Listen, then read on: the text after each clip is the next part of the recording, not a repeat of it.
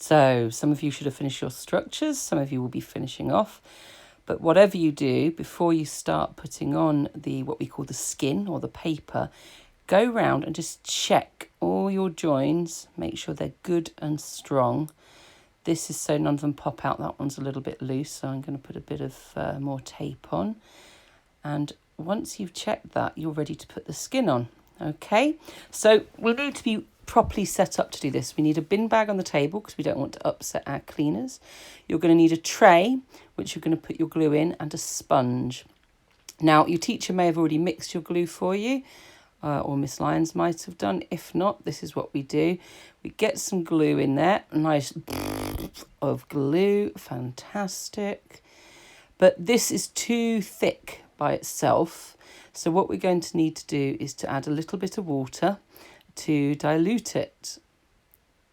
And we want it to be roughly like cream. If you had a nice pudding and you put some cream on it, it's that sort of thing.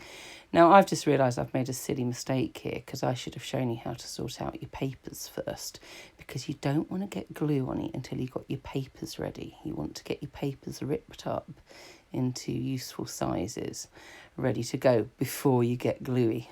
What a prune. Never mind. So we just keep adding a bit of water until our glue is nice and pourable. You want it so it's runny enough that it can pour, but not like water. I'm going to have to wipe my hands because I've been an idiot and forgot to do the paper. But there we go.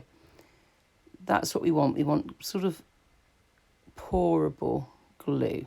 Okay, so it's diluted. Okay, we've got our mat, we've got our sponge. Don't use the scrubby side of the sponge, use the soft side, which you'll just dip in. Now, it's really important you don't use too much glue at a time. I'll show you that in a minute. And you're going to work on your mat. So you get your piece of paper. This is special tissue paper called carnival paper. Okay, normal tissue paper will just fall to bits if you did this to it. But it's nice and strong. And what's really good about it is it shrinks slightly once it dries. So when you put it around the frame, it will actually help hold the frame together. I'm usually a very messy artist. So squeeze out your sponge. You don't want lots of glue. And just very gently and neatly. Try and work as neatly as you can. I usually start at the smallest part.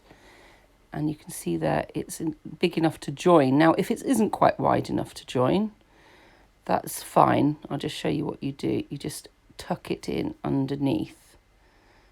And make sure you press it so it's touching the inside of the piece you've already put on, and fold the other one in so it's nice and neat.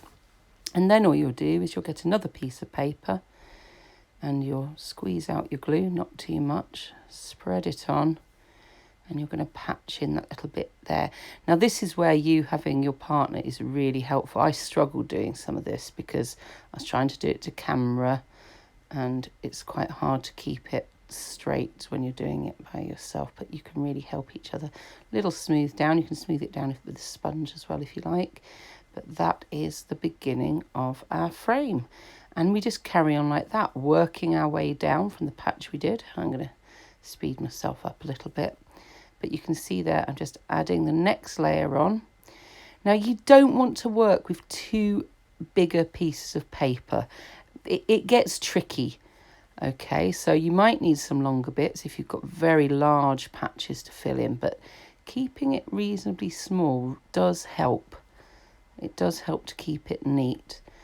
And then we just keep filling in and keep going. And you sort of keep moving it round so you can check that you've filled in all the little gaps, because sometimes you end up leaving little spaces. So keep moving it round. And I'll just show you how you do the bottom one here, because once you get to the bottom, you just fold it and flip it up and you press it together just like you did with the join up the top, and you wrap it around the supports, and that's fine, isn't it? We just keep building it up like that. I'll just show you another one at the bottom there, just joining on. And it really does help having your partner working with you. See how I got muddled up there? Got caught up. If you've got somebody else holding it with you and helping you lay it on, oh, it makes such a difference. You won't end up with any lumpy bits like I did. And take your time. It doesn't take that long to put the skin on. And we want to have finished the skin by the end of this lesson, but it really doesn't take that long.